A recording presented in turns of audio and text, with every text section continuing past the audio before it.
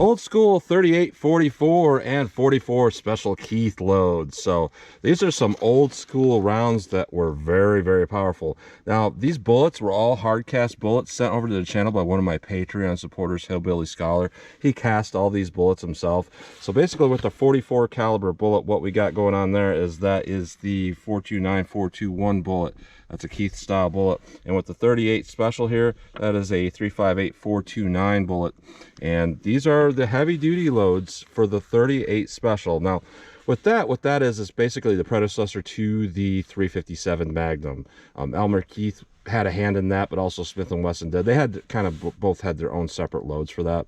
But basically, these were loaded back in the day with 2400 powder, which I have here, the Alliant 2400. But back in the day, I might have this off a little bit, so don't quote me on this. I believe that 2400 used to be Hercules 2400, a little bit slower, dirtier powder. So basically, all the old school data that they have back in the day and those old books, you want to back it off just a little bit versus current times. So with our 3844, what we got there is 12 grains of 2400 powder.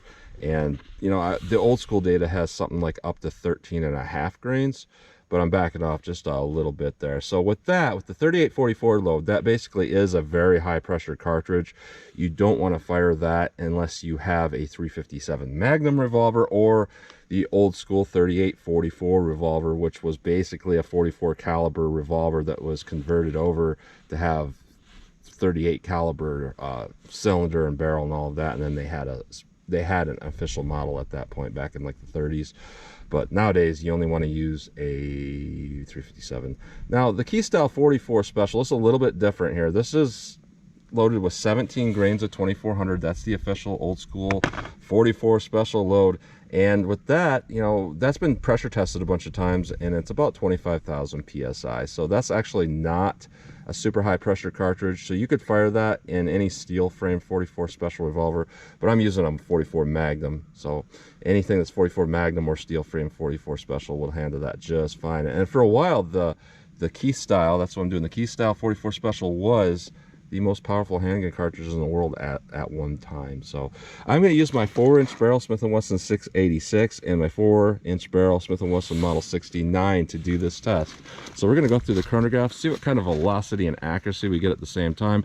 Then I'm going to do my 10% clear ballistic gel test. So I'm going to do my real world simulation with all these shots. So that's 4 layers of sweatshirt material followed by 3 inches of clear ballistics to represent hitting of a pectoral muscle, followed by a 1/4 inch medium density fiberboard to represent hitting ribs or sternum, 16 more inches of clear ballistics, another 1/4 inch MDF at the back to represent hitting back ribs, more clear ballistics.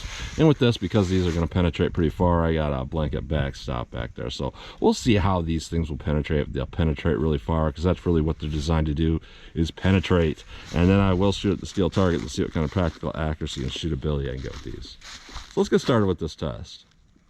All right, first up we have our old school 3844 load. So this has 12 grains of Alliant 2400 powder, and I'm using Winchester, just standard primers, small pistol and large pistol for these.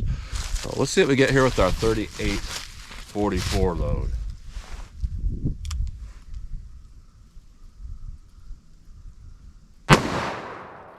1056, 1030,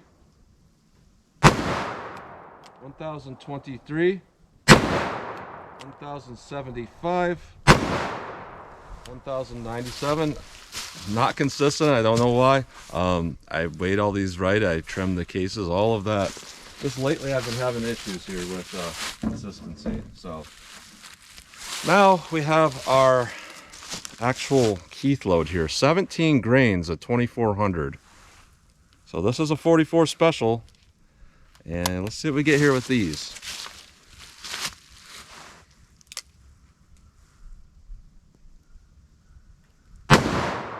Woo.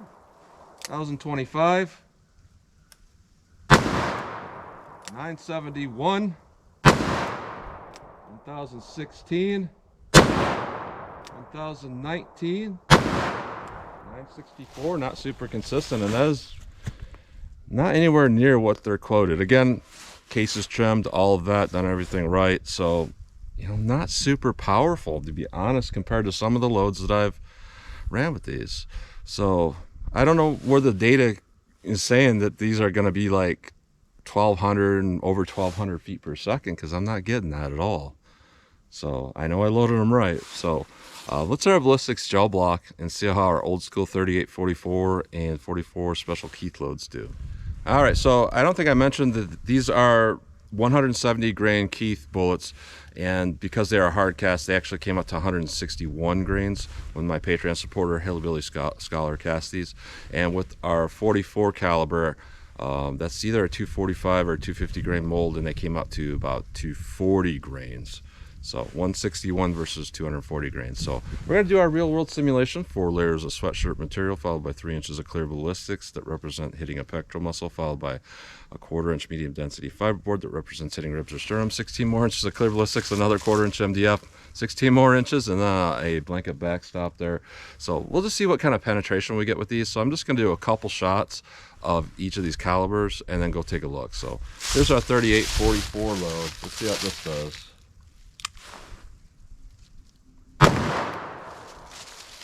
First shot, that's interesting. Do another one. Let's go take a look.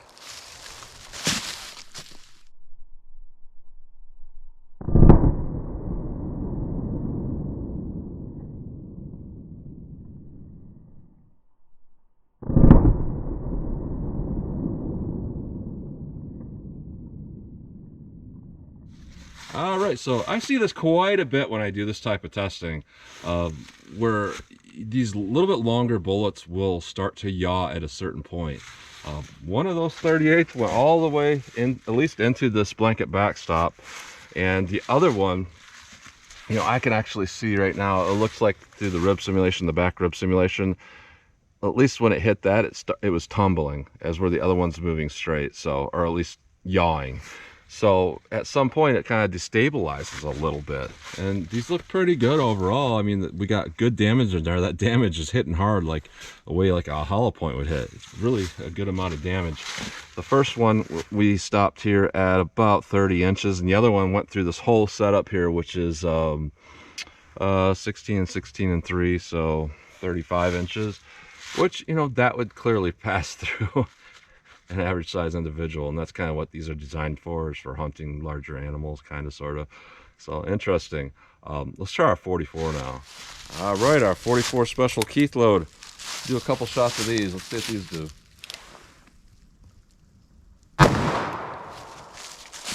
All right, do another one.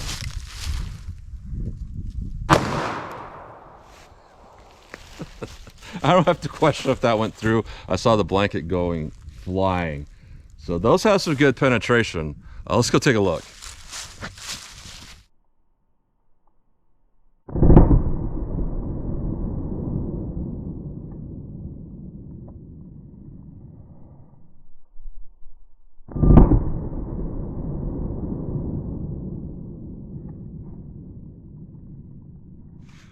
All right, so interesting here, I did find one of these 38s just laying here, so it hit the blanket backstop and stopped. I believe that both those 44s are deep in this fleece blanket here, and one just fell out. So one of them's right here, and the other one's probably in there somewhere. And you know, that whole fleece thing went flying about 8 feet. So both of these went through 35 inches. Both those 44s, so that's some pretty good penetration. Now let's take a look at our rib simulations here. And there's not a whole lot to learn from this. All of them were going straight. They went straight through, no problem. But when we got to the second rib, the back rib simulation there, that's when, you know, this one bullet had a problem. One bullet had a problem. You know, the first 38, once it got to the back rib simulation, was already tumbling when it hit that. The second one was moving straight, as where the 44 went through straight. So I would say, you know, just looking at this, some things change pretty easily, but I would say the extra bullet weight made the penetration a little more consistent and a little bit deeper overall. So interesting here. So let's take a close-up look at these bullets. Then I'm going to shoot our steel and see what kind of practical accuracy and shootability I get with these. All right, so here's a close-up look at these bullets. Here's our 38s here, and here's our 44s. Looking at this track here, you know, the 38 curved in the second block, and I noticed that the other 38, as it got to the end of the gel block, it started to curve out a little bit there too. That's why it was just laying there. It didn't go into that actual blanket. As were the 44s, the tracks went straight through, and I got both of these basically inside of the blanket. So here's our 38s. Not going to learn a whole lot from seeing these, other than these are fantastic. They're cast very hard, going through 2 rib simulations. We don't see any deformation. And those are some nice bright color bullets. Those are hard casts. Those are true hard casts. And I believe that he casts these a lot harder than a lot of the bullets you can buy. They're very hard. And that's a good thing, because you don't want deformation, because deformation will lower your penetration potential. And with these, here's our 44s. Just nice looking bullets overall.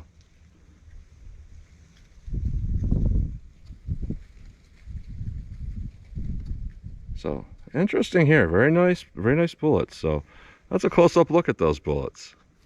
All right, 25 yards from the steel target. So I'm just going to pop these off as fast as I think I can hit the target.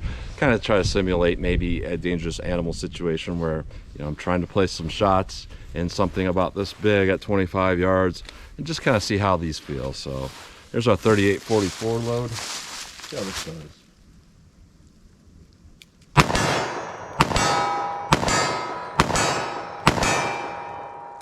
All right, those shot really high. Those shot higher than my typical point of aim or point of impact, and that's just because those bullet weights are kind of an unusual bullet weight. A lot of times they'll shoot that way, and the 44s may or may not do that. Let's see how these do.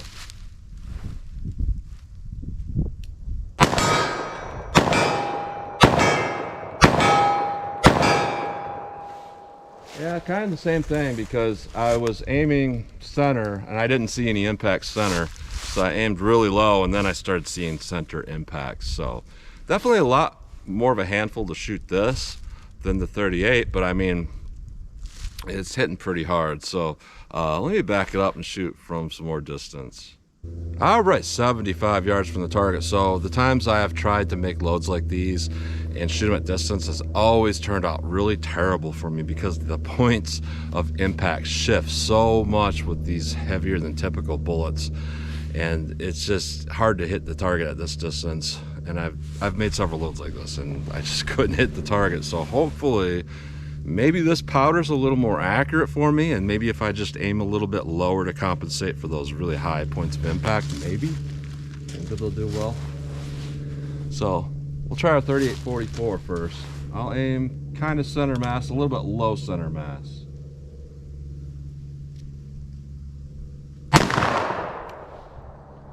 Yeah, I saw an impact over the target. So let me aim below the target.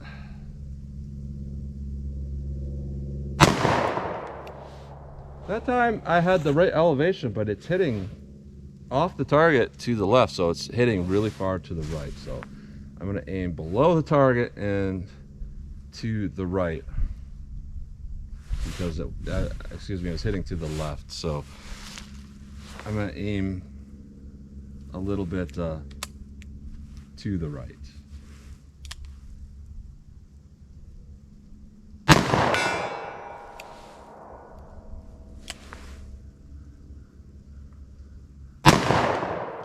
That was way off. That was way high. So again, I'm seeing the same thing where I'm just not having very good consistency with loads like this for some reason. Maybe it's the 4-inch barrel not stabilizing them enough, or what, because typical bullet weights up to 158 grain do shoot pretty well out of this revolver. So I don't know. I'll keep aiming low right.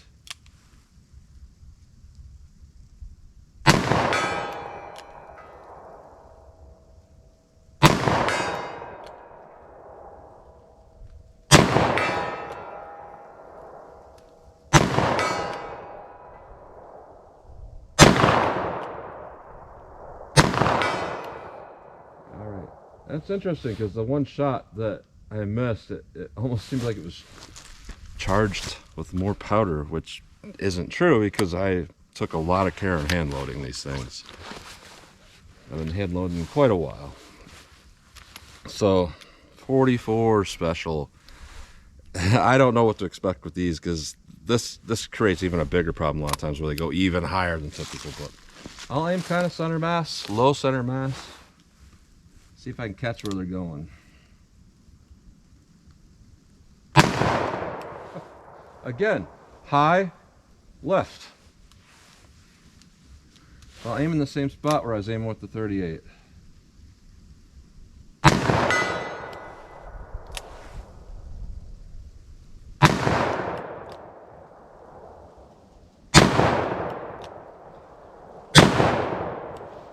Yeah, it's doing terrible today. But I think it's just the way that these rounds are so much different than what this gun is used to. You know, these guns are set up to fire, you know, typical weight bullets, so it's just not doing well for me. Keep going. Real high.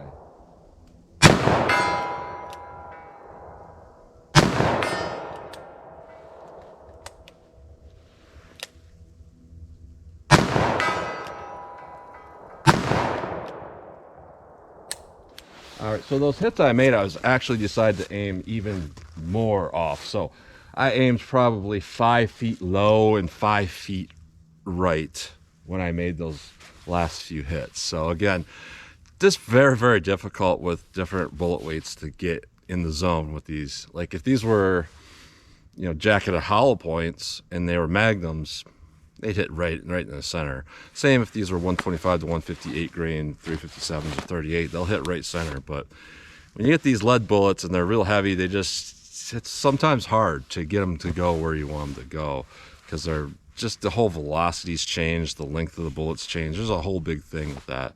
You know, Paul Harrell used to talk about that a lot, and yeah, he's absolutely right with that. When you go to different bullet weights, you see a lot of weird things happen. So that's what I'm seeing with these. But looking at these loads, I'm very disappointed because, you know, these are technically the 38-44, and these, with this powder, these are going to be very high pressure. They're going to be pretty close to 357 Magnum pressure.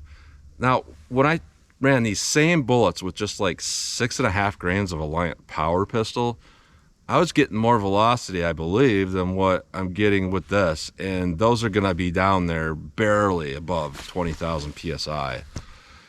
So doing stuff like this really doesn't make a whole lot of sense anymore. It just doesn't pan out, just the way the powders are. And I think, you know, here's the thing. I think it probably would be more powerful than that power pistol powder. But if I had like an 8-inch barrel revolver, when I go down to like typical barrel lengths, it just doesn't pan out. And with the 44, you know, I was testing with some accurate number 9. Actually, I believe I had more velocity with 17 grains of that than with this. And then I looked around. No, you're supposed to use the 2400, and if you use that, you'll get 1200. And I actually got less velocity with this than what I got with the number 9. So just very interesting. That's all I can say. Very interesting results. So again, thank you to Hillbilly Scholar for sending all these bullets. He sent these and a whole bunch of other ones. Been having fun making these hand loads, but sometimes it gets finicky trying to find what's going to work well in these 4-inch barrel revolvers. So that's what you get today. So as always, comment, share, and like, and thanks for watching.